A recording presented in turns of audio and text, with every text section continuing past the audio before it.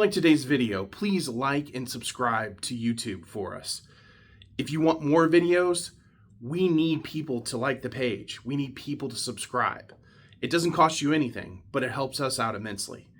We'll get better at this, but we need you. You also, if you have places that you'd like us to go interview, please put those down in the comments. We enjoy communicating with you. Thank you again for another week, and we'll see you again.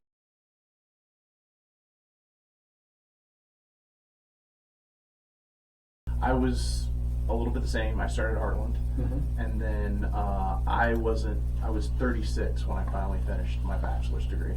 And people have said to me, "You were an entrepreneur at the time. It hasn't added to your job growth." I said, "The thing for me, it polished those rough edges." I'm going to agree with you 100%. There's no question in my mind that the college degree helped me immensely.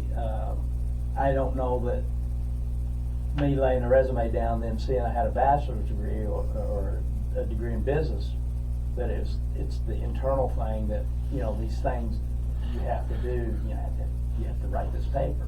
It has to be fairly correct. You have to, and just a lot of, and I learned a lot of things about business and, particularly organizational development was a huge thing. And then in the training thing, again, if that bachelor's degree on the weekend had been underwater basket weaving, I still took it.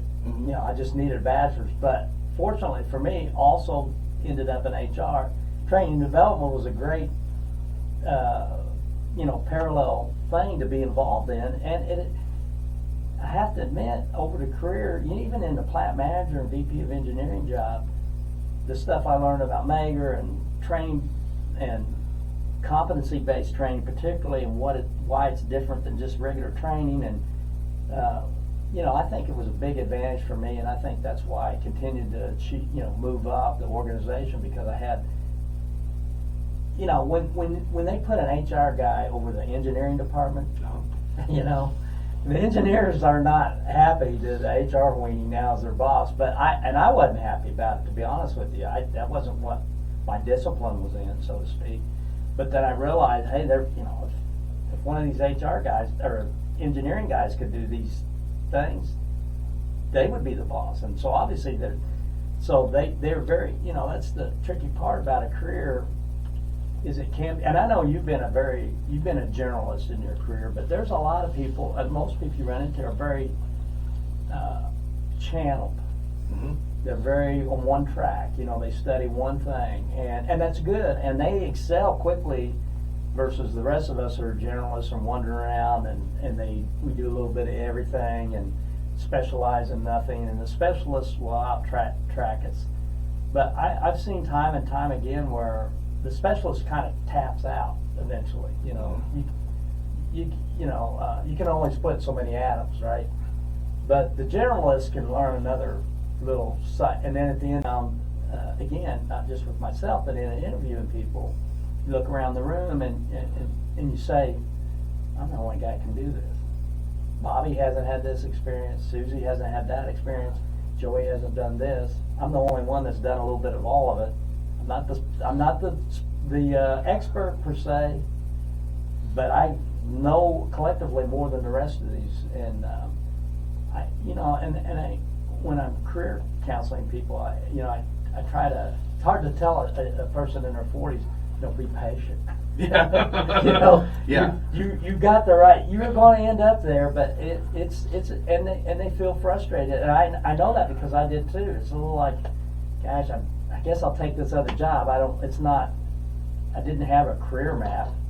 I just took the next job. Well, I was going to say something. I heard this from somebody once, which is, after so much time in my career, if I stay in the same thing, it starts to become dangerous. I've got to move on to do something. Yeah, I started this off as I get bored and bad things happen, and that's part of it. And I will still say this, I've always been a little jealous of people that could stay on that one thing and not be bored with it, and that's just not me. I knew that last year I did our 50th high school anniversary speech, which I can't believe they asked me to do that. If anybody's listening, but I wasn't the captain of the football team. I wasn't even on sports. I wasn't a letter jacket guy. I wasn't.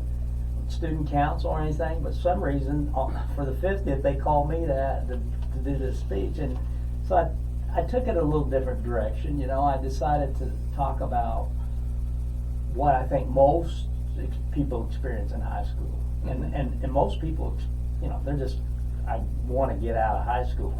You know, they're not interested. I mean, they endure it, so to speak, but it's not the best time of their life. And there's a lot of challenge and anxiety about what comes next, and let's get to it kind of thing. So I wanted to talk a little bit about that, and a little bit about, you know, I was always jealous of kids in high school that, you know, Pat D was, he was literally a scientist at splitting atoms, and he knew he wanted to be in nuclear subs.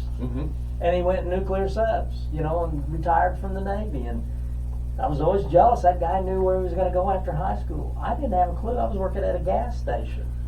You know, the job opened up at General Tire, so I took it. You know, it bought me a car.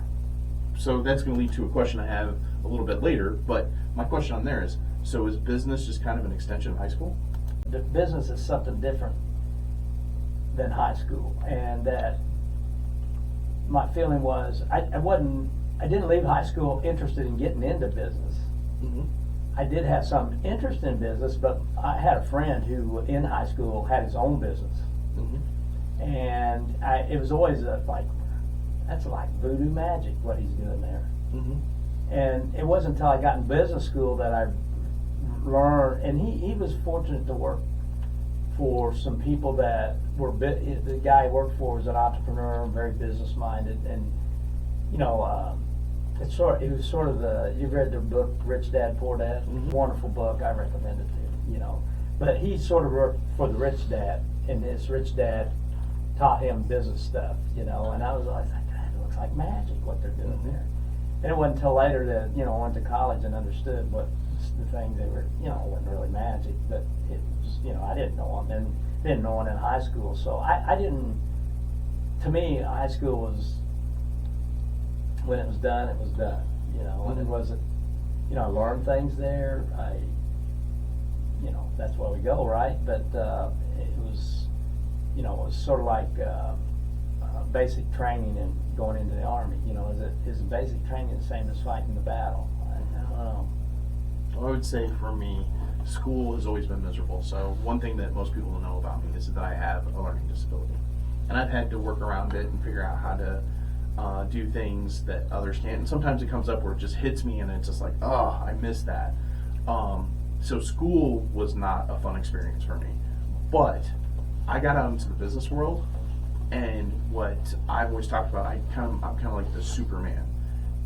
Businesses would bury me in the deepest, darkest hole that nobody else would want to go into and expect me to fail, and I would just start crawling up through it because I had the heart of a warrior, determination that I was going to be successful. Well, let's talk about that for a second, Michael, because I have this firm belief about this, and you're another example. And I just, again, last week I was doing some career counseling with a guy, and he had some challenges, but he's smart. He's extremely smart.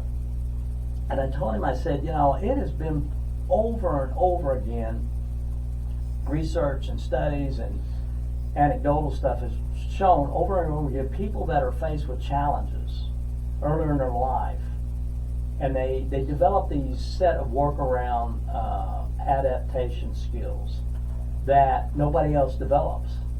And so a person that has no challenges and makes it through, you know, gets through high school, college with that, they have a couple tools in their toolbox. But people with dyslexia, one parent household, grew up poor, you know, they have to develop these other alternative skill sets that, again, going back to my generalist versus specialist thing, so they come to a certain place in their life. I mean, like, for example, you know how many of our presidents have been product of single family homes? I mean, it's way more than the general population. Okay. And it's just, you know, and what's the Virgin Airlines guy? See his face? Yeah. but he's dyslexic, you know, and he talks about how he had to work, you know, and so I have a little bit of that. And high school was a little bit of a challenge, college was a little bit of a challenge, but there's parts of it that I liked, parts of it didn't like. But I certainly get what you're saying, and I'd say you don't see a shocked look on my face, because I hear that over and over, like, well, you know, I grew up and I had to do this, and it didn't come easy. And you know, I know for example, with me, numbers is it does something. Numbers acting different in my head than I got a friend who's a savant with numbers. You can give him a calculation, 265 times 55. He can. It's like that's just it's weird. He can do it faster than you can do it on a calculator. So don't tell me our brains are wired the same. They're different. So yeah, I think there's a lot to be said that, you know, challenges is, you know, I always used to say, you know, it's the fire that tempers the steel. It's the abrasion that sharpens the sword. You know, it's not the other way around. So here's another question, back in your personal life. Kind of a business idea. How many beers did you and your friends have to drink to buy a hot dog roller? And is that something you can scale up? Well, it was, you know the four guys that are involved in this. They're great guys, and they all got a sense of humor. And so that was. I lost my mic. So that was. Do I need to put that back on? No, you don't. You should. Good. So that was it was a running joke. And so it started off, I don't know exactly how it started off, but it started off like, you know, we wanted to go into business together as a running joke, you know, and Steve was over in, Steve Timmerman was over in Peoria one day and saw this hot dog roller for $200 and bought it. And then he texted us and said, you'll all owe me $50. So, and I thought he was joking, because he sends a picture, and I thought it was a gag, because we've been talking about it, you know, going into this. Mark D, you know, the curse writer, our friend, was talking about going into all these quick places, you know, and everything that you want to eat is on a roller. The taquitos, and you know, everything, hot dogs, brats, sausages, all on a roller. And he said he claims they never clean the roller off. They just add to the, you know, they never take the old hot dogs I've never off. seen them. They just add. Yeah. So they keep them rolling 24/7. Yep. And so we said we ought to get into that business, you know, and that was the joke. And Timmerman actually buys his hot dog roller, so we pay him $50. And we've used it. You cannot believe how many times we use this hot dog. Where people call and say, "Can I use your hot dog?" We just sent it over to a guy last week. He had a block party at his house, and I know you guys got a hot dog roller. I said, "Yeah, we'll bring it over." So the next thing is Mark, and it's Ryan Scritchlow, Mark D, Steve Timmerman, and myself, and. So the next thing we've been talking about is Mark has been fascinated with the nacho machines at the, you know, nacho cheese machines. And I said, you know, my problem with them is that, you know, you stand there and you got like 14 chips. It takes about 10 minutes. I said, we need to innovate with that. And I said, I think those things need to be pressurized. And so the running joke now is we're going to buy a nacho machine and put 100 pounds PSI on it. You know, and the joke is, yeah, of course, in development, somebody's going to get hurt. You know, the heat and the temperature explosion. Yeah, exactly. Somebody's going to lose an eye, but it's the price of getting 14 chips covered in 2.6 seconds. I think you need to talk to your insurance agent. Make sure you have an umbrella coverage there. Yeah. So anyway, it's got a running gag, but it's still for 50. I don't know how many things I bought for $50 has given me so many laughs as that hot dog roller.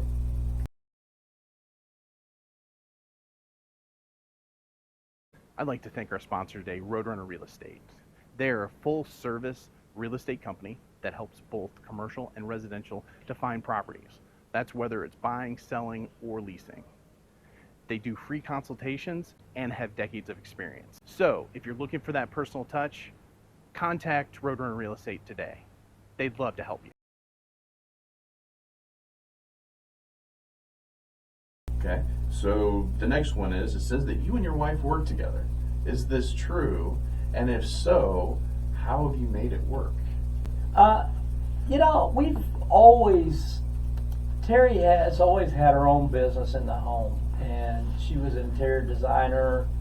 So back when we lived in Mount Vernon, she did several houses for people, and particularly this time of year, she would start ramping up because she had like, I forget how many homes and businesses she decorated for Christmas. And then she did wedding planning too, and worked at a florist shop. So we've always ran some kind of business out of her home. Still do. She still has a couple of lines that she runs. She does these really beautiful Santa Claus pieces. She's just finishing up an order to go out east to sell at some stores out there.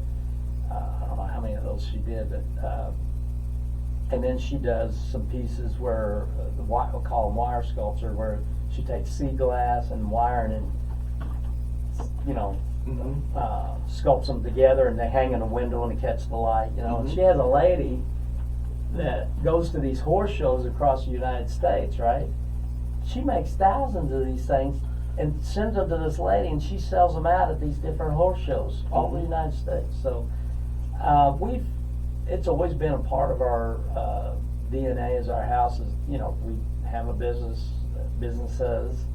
So when we bought PrideStaff, Terry's not necessarily in the day-to-day now as much as she was earlier on, but she was, coming in, answering phones and stuff like that, but she doesn't do recruiting and any of that stuff per se, but we have a meeting once a week at the office, and Terry and I spend a lot of time together and always have, and Candace works for me, my daughter, so it's a family business, and so it's, I don't know any other way. I mean, that's, it's not something we had to adapt to when we bought the business.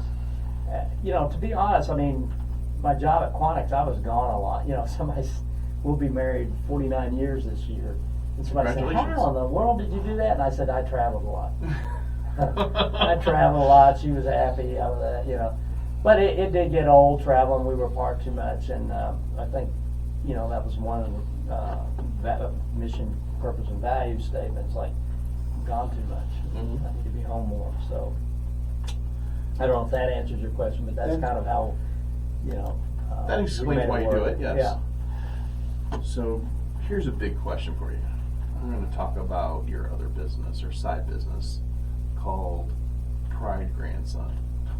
Well, so he is a famous race car driver now. Well, I don't know if he's famous, but a lot of people know him across the United States. But it's a team effort. This, Michael, and he started off young in quarter midgets and became national champion in USAC. And so last year was a tough year for us because we decided not to do so many local races. We only did the regionals and the nationals. So we were all over the country, in Pennsylvania, New Jersey, Indianapolis twice, Kansas City. And at the regional level, I think he won every regional race except for one. And when I say every, I mean heats and B mains, A main, every race he was in last year in the regional except for one, he won. And so he won all the regional, and he had raced 3 different cars in the regional last year, 3 different classes, and won them all. And then at the national level, last year he got 2nd and a 3rd, I think. And then the year before we got a 1st and a 2nd, I think. But it's a business for him, and he's learning. That's what I like about it. He's learning the business of racing, and he's doing some things now where he's going to have to do it, not Papa or Dad. And I don't know if you know Justin Algar, but he was an Xfinity NASCAR champion last year. But he's from down near Springfield, and they have a parts shop, Algar Racing, in Springfield. So we spent a lot of money there. So we got to know Justin a little bit, and certainly the guys that run the shop. And so Augustine has kind of went on his own. Like, there's been a couple times we needed something for the car. We weren't sure about the car. And Augustine, on his own, went out and found out the answer, or set up the deal for us to get the drive shaft or whatever. So that's kind of to me, more important than the whole racing thing is him learning this. And he's got to promote it, and he's got to get some sponsors, and he's got to bring in some money, and he's got to get a wrap, and he's got to get design the wrap. And so there's a lot of things that he's learning to do that I think is going to be good for him. And my 2 other grandkids are they're overachievers too. Olive, Candace's daughter, she's in the Nutcracker ballet company here in town. I don't know if you know about that, but you have to work your way up in the Nutcracker. You dance your way up to the next level, to the next level, to the next level. So she's got, I think, 3 parts this year. Okay. And so she's in her point shoes now, and it's a pretty big deal because it's year over year she progresses. And then my other granddaughter, Samantha, Augustine's sister, has been bit by the acting bug. So she's in this traveling troupe. They come to Bloomington 3 times a year, I think. So the last play they did Under the Sea, and she got the Sebastian part, which is kind of the lead role. So she had 2 solos to sing and a lot of stage time. So they're all, I'm very proud of them, and they're all smart, and they're all kind of owning it, learning to do these things on their own. And I think that's what to me the biggest thing is that, it's not me, I'm not in the car driving it, right? I work on it, I get it, but it's what he learns about that business of getting the car on the track. Mm-hmm. So that's what makes me feel proud about all 3 of them. Mm-hmm. They're owning that business. So we mentioned this holiday earlier. Would you say that Christmas is your favorite holiday of the year? Yeah, that's a tough one. Christmas there's a lot of, like everybody else, anxiety and pressure and, busy, and I wish I enjoyed it more. I think probably my favorite holiday is Thanksgiving, and not a lot of pressure and a lot of food involved. I like to eat, and it's more relaxing for me. I enjoy Christmas, but it's, like I said, it's just everybody knows it's a stressful time of year. So. Well, I don't know if we can say it's stressful, but I can. Our viewers are getting to see this right now. Just show them. And so, I mean, if that's the case, I mean, how can you own yourself? You gotta have ways of dealing with stress. I won't say Michael. I'll just say I won't say that there was no whiskey involved in that. There might have been. Let me just tell you about that picture, and if you've seen any of the videos from our office, and the last one was the killer one, I think. But I'm not the creative force in that, and you can bet somebody, probably my daughter and the staff, talked me into. That was a promotional thing we did for PrideStaff, but somebody talked me into that. Well, it is coming back alive on RoadrunnerZX. So as we come to our conclusion today, okay, this is your camera over here. What is it that you want the public to know about PrideStaff? I think it is that our personal touch with connecting, like you began the thing, it's our personal touch with this matchmaking business. I think I filled a couple of pretty big jobs here in Bloomington that you would know, that the listeners would know. I don't want to necessarily promote it here, but I had filled a couple of pretty big jobs this year, and people were very, very happy with the effort. And I think it's a funny thing because this, we talk about a generalist and specialist, but there's another thing and as you get older, Michael, you'll see it more and more in your career. But we start off with this fluid knowledge thing, and that makes great entrepreneurs because they're connecting dots and finding patterns that didn't exist before. I don't know how many times you and I have sat down with coffee and you just start riffing about these these things you're thinking about. I got notes on you, Michael. I got notes on you. So if you deny them, I'll pull up all these ideas. Like, man, it's like herding cats talking to you sometimes. But I get it, But and that's a fluid knowledge thing. It's very But there's this other line, and that starts to fall down as you get older. You start having, and I don't know if it's genetic or we lose the ability or we get bored with that kind of thing. But then we have this more of a crystallized knowledge that starts to take over. And it's all these things we learn. It's all these things we know for a fact. We're not connected. I know if you touch that hot stove, that heuristic, if you touch the hot stove, you get a burnt finger. So that stove over there, I'm just not going to touch it. I don't know whether it's hot or not, but I know I'm not going to touch it, right? So at my age, I've got all these crystallized knowledge things now, and it's not because I'm particularly smart. It's just I've lived long enough and had enough experiences. And so that's what I'd say, I'm on the planning committee for TED Talk here in town. And one of our speakers a couple of years ago talked about that line. She called it the wisdom line. As your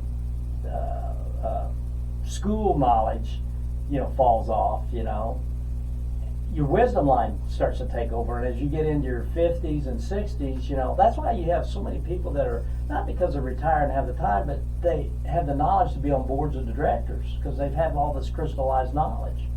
So that's what I think I can bring to bear there that maybe other folks, in the 30s and 40s can't, So, and from a personalized standpoint and ability to bring this wisdom of crystallized knowledge, that's where I think our strength are as a recruiting agency, staffing agency. Well, Sam, thank you for coming I out today. enjoyed it. This was great. I hope you've learned about another great business in our community. As we talk about RoadrunnerZX, it's about giving businesses personality. Sam has a lot. I still had another group of questions to ask, but if that were the case, we would have been here for another hour. So if you're looking for a job and you need somebody that can help, PrideStaff here in town can help you. So thank you for watching today.